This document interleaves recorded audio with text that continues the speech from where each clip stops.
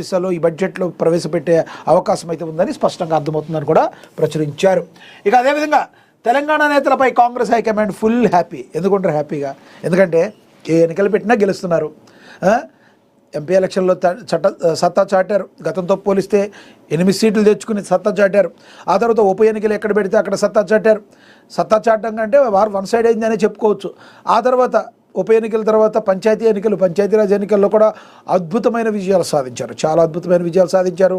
ఆ తర్వాత మరి పంచాయతీలదేముంది, మీరు మున్సిపాలిటీలో గెలవండని తొడలు కొట్టిన బీజేపీ బీఆర్ఎస్ నేతలకి ఇస్తూ ఇది మేము రాజకీయం చేస్తే ఈ విధంగా ఉంటుంది. రేవంత్ రెడ్డి మున్సిపల్ ఎన్నికల్లో తన సత్తా చాటింది. మరి అద్భుతంగా మున్సిపాలిటీల్లో తన కాంగ్రెస్ జెండా ఎగురవేయడంలో రేవంత్ సర్కార్ మరి బాగా కలిసి పనిచేసి ఒక టీం వర్క్గా అద్భుతమైన విజయాన్ని కాంగ్రెస్కు అప్పచెప్పారు. వెరసి ఇప్పుడు వస్తున్న జిహెచ్ఎంసీ ఎన్నికలు కావచ్చు, జడ్పీటీసీ ఎన్నికల్లో కావచ్చు, మరి అదేవిధంగా ముందడుగు వేయాలని, అయితే ఏది ముందుకు వెళ్ళాలనే విషయంలో కూడా ప్రభుత్వం తర్జనపడుతుంది. ఏదేమైనప్పటికీ కూడా కాంగ్రెస్ ఏదైతే ఈ పర్ఫార్మెన్స్ ఏదైతే ఉందో చాలా హ్యాపీగా రాహుల్ గాంధీ ఉన్నారు. హైకమాండ్ అయితే ఉంది.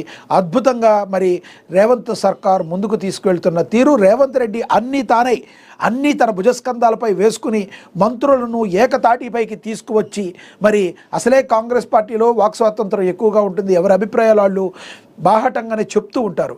అలాంటి వాటిని కూడా ఏకతాటిపైకి తీసుకొచ్చి ముందుకు వెళుతున్న తీరు నా భూతో నా భవిష్యత్ అనే విధంగా రాహుల్ గాంధీ మరి మెచ్చుకుంటూ మరి అయితే జరిగింది. ఏది ఏమైనప్పటికీ కూడా మరి రేవంత్ సర్కార్ అద్భుతంగా చేసిందని చెప్పి రాహుల్ గాంధీ అయితే కొనియాడారు.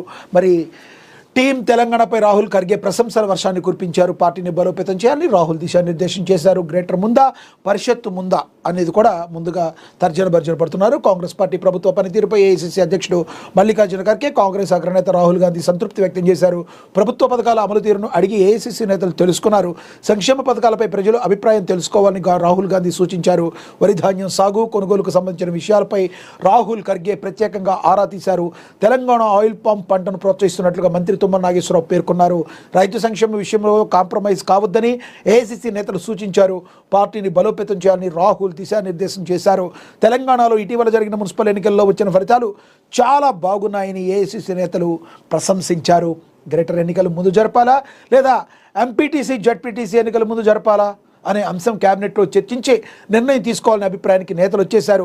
శాఖల వారీగా మంత్రుల నిర్ణయాలని రాహుల్ అడిగి తెలుసుకున్నారు. అసెంబ్లీ పార్లమెంట్ ఎన్నికల్లో ప్రభుత్వ వ్యతిరేకత ఉంటుంది కాబట్టి గెలవచ్చని, కానీ లోకల్ బాడీ ఎన్నికల్లో గెలవాలంటే క్షేత్రస్థాయిలో బలంగా ఉండాలని ఖర్గే మార్గనిర్దేశం చేశారు. నేతలు సమిష్టిగా పనిచేస్తే అద్భుతమైన ఫలితాలు ఉంటాయని మంత్రులంతా నిరూపించారని రాహుల్ గాంధీ కితాబిచ్చారు. సీఎం రేవంత్ రెడ్డిని ప్రత్యేకంగా అభినందించారు. దేశంలో ఏ రాష్ట్రంలో లేని విధంగా టీం తెలంగాణ పనితీరు ఫలితాలపై రాహుల్ సంతోషం వ్యక్తం చేశారు. సమీక్ష సందర్భంగా ముఖ్యమంత్రి రేవంత్ రెడ్డి 2047 విజన్పై పవర్ పాయింట్ ప్రజెంటేషన్ ఇచ్చినట్లుగా తెలుస్తుంది. ఓవరాల్గా రాహుల్ అయితే మరి చాలా హ్యాపీగా ఉన్నారు. ఈ విషయంలో కూడా ప్రచురించారు. ఇక అదేవిధంగా విజయారెడ్డి ఆత్మహత్య కేసు ఒక కొలిక్కి వచ్చింది. చనిపోవడానికి అసలు కారణం ఇదే అని 2 నెలలుగా మానసిక ఒత్తిడి బాగా గురైందని కూడా మరి మనకు తెలుసు. మరి సెన్సేషన్ క్రియేట్ చేసిన విజయారెడ్డి ఏదైతే ఉందో తన 2 పిల్లలతో కలిపి ఆత్మహత్య చేసుకున్న తీరు తెలుగు ప్రజలందరినీ కూడా ఒక రకంగా ఆశ్చర్యానికి గురి చేపించింది. నిజంగా చెప్పాలంటే అయ్యో పాపం అనేవాళ్ళు ఈటెల రాజేందర్ లాంటి నేత కూడా మరి తీవ్రంగా కలత చెందారు. అది జరిగిన విషయాన్ని మనిషి అనేవాడు ఎంత ఒత్తిడిలోకి వెళ్తే ఎలాంటి పరిస్థితుల్లో ఏం నిర్ణయాలు తీసుకుంటాడో తెలవని పరిస్థితి. ఇలాంటి పరిస్థితులను ఎవరైనా కూడా ఒత్తిడిని అధిగమించాలి అని చెప్పి మరి పెద్దవాళ్ళు తలపడిన వాళ్ళందరూ కూడా చెప్తున్న పరిస్థితి, డాక్టర్లందరూ కూడా చెప్తున్న పరిస్థితి. ఏదేమైనప్పటికీ దాదాపుగా 20 రోజుల క్రితం తెలుగు రాష్ట్రాల్లో సంచలనం సృష్టించిన ఐటీ ఉద్యోగి విజయారెడ్డి ఆత్మహత్య కేసు కొలిక్కి వచ్చింది. ఆమె మృతిపై ఎలాంటి అనుమానాలు లేవని కుటుంబీకులు పోలీసులకు వాంగ్మూలం ఇచ్చారు. విజయారెడ్డి 2 నెలలుగా మానసిక ఒత్తిడికి గురైనట్టు పోలీసులు దర్యాప్తులో గుర్తించారు. గత నెల 31న అర్ధరాత్రి దాటిన తర్వాత చర్లపల్లి రైల్వే స్టేషన్లో ట్రాక్పై ఐటీ ఉద్యోగి విజయారెడ్డి కుమార్తె చేతనారెడ్డి కుమారుడు విశాల్ రెడ్డితో కలిసి ఆత్మహత్యకు పాల్పడిన సంగతి తెలిసిందే. నోట్లో చేతి రాత ఆమెదే. ఈ అనుమానాస్పద కేసును సికింద్రాబాద్ జీఆర్పీ బృందాలు పలు కోణాల్లో వేగవంతంగా దర్యాప్తు చేపట్టాయి. ఉప్పల్ నుండి పటాన్చెరు వరకు విజయారెడ్డి ప్రయాణించిన మార్గాల్లో సీసీటీవీ కెమెరాల ద్వారా పోలీసులు రికార్డైన ఫుటేజ్ను విశ్లేషించారు. ఆమె వద్ద లభ్యమైన సూసైడ్ నోటును కూడా పరిశీలించారు. ఇది కేవలం ఒత్తిడి వల్లనే జరిగింది, మరొకసారి ప్రస్ఫుటమైందని కూడా తెలిపారు. ఇంకా అదేవిధంగా హెరిటేజ్ నాణ్యతలో రాజీ పడబోమని చెప్పి భువనేశ్వరి తెలిపారు. మరి హెరిటేజ్ ఓనర్ అయినటువంటి భువనేశ్వరి తెలిపారు. ఇక బెంగళూరులో ఓపెన్ ఏఐని కొత్త ఆఫీస్ ప్రారంభిస్తున్నట్లుగా ప్రకటించారు. అది కూడా ప్రకటించారు. ఇక ట్రంప్ పట్ల తీవ్ర వ్యతిరేకత కూడా ఉంటుందని కూడా ప్రచురించారు. ఇక మనం రెండో పేజీలో చూద్దాం.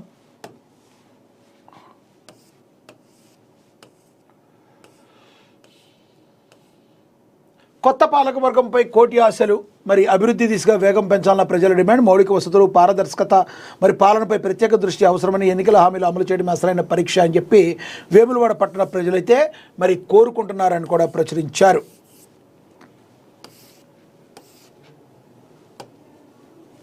సెకండ్లో చూద్దాం. మనం 3 చదివాం. హైదరాబాద్ నుంచి పాకిస్తాన్కు ఫోన్. ఇది చాలా సీరియస్ మ్యాటర్.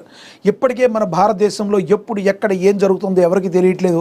ఒక పక్కన రోహింగ్యాలందరూ కూడా భారతదేశంకి వచ్చి భారతదేశం యొక్క ప్రజలను కష్టాల పాలు చేస్తున్నారు. బంగ్లాలో వాళ్ళందరూ వలసదారులు వచ్చి భారతదేశాన్ని చాలా ఇబ్బందులు పెడుతున్నారు. పాకిస్తాన్ బోర్డర్లో నుంచి మన లోపలికి చొచ్చుకొచ్చే ఉగ్రవాదులు, ఇదొక దరిద్రం. అయితే ఏకంగా మన చెంచులు కూడా జైలు నుంచే పాకిస్తాన్కి ఒక ఫోన్ వెళ్ళడం తీవ్ర కలకలం అయితే రేపింది. దీన్ని చాలా సీరియస్గా ఇష్యూగా అయితే తీసుకోవాల్సిన పరిస్థితి. హైదరాబాద్ నుంచి పాకిస్తాన్కు ఫోన్. చెంచల్గూడ జైలు నుండే భారీ కుట్రకు ప్లాన్. ఉగ్రవాద సంస్థ వ్యూహం పసిగట్టిన నిఘా టీం. ఓ దారుణం అయితే తప్పింది. హైదరాబాద్లోని జైలు నుండే ఓ భారీ కుట్రకు ప్లాన్ చేసిన ప్లాన్ బయటపడింది. అరెస్ట్ అయి నగరంలో చెంచల్గూడ జైల్లోకి ఉన్న వ్యక్తి ఏకంగా జైలు నుండే పెద్ద ప్లానే వేశాడు. ఈ కుట్ర ఇప్పుడు వెలుగులోకి వచ్చింది. గత దసరా పండుగ రోజున హైదరాబాద్లో వరుస పేలుళ్లకు ప్రణాళిక చేసి విధ్వంసం సృష్టించేందుకు ప్రయత్నించారన్న ఆరోపణల కేసులో ముగ్గురిని పోలీసులు అదుపులోకి తీసుకున్నారు. ముసారంబాగ్కు చెందిన అబ్దుల్ జాహెద్ అలియాస్ మోటు, అక్బర్బాగ్కు చెందిన మొహమ్మద్ సమాయుద్దీన్ అలియాస్ అబ్దుల్ సమీ, మజా హసన్ ఫరూక్ అలియాస్ మాజులు పోలీసులు అరెస్ట్ చేశారు. వీరి సెల్ ఫోన్ను స్వాధీనం చేసుకున్నారు. అంతకుముందు ముసారాంబాగ్, చంపాపేట్, మలక్పేట్ తదితర ప్రాంతాల్లోని పలు నివాసాల్లో పోలీసులు మెరుపు దాడులు చేశారు. అయితే ప్రస్తుతం చెంచల్గూడ జైల్లో ఉన్న లష్కరే తోయిబా ఉగ్రవాది జాహెద్ ఈ మధ్య తరచుగా పాకిస్తాన్లో ఉన్న తన సోదరుడు మాజీద్తో తరచూ ఫోన్లో మాట్లాడుతున్నట్లుగా దర్యాప్తు సంస్థలు గుర్తించినట్లుగా సమాచారం. ఈ విషయాన్ని నిర్ధారించేందుకు నిఘా వర్గాల బృందం ఈ నెల 17వ హైదరాబాద్ నగరానికి వచ్చినట్లుగా తెలుస్తుంది. నగరంలో మరోసారి భారీ కుట్రకు లష్కరే తోయిబా ప్లాన్ చేస్తుందని నిఘా వర్గాలు అనుమానం వ్యక్తం చేస్తున్నాయి.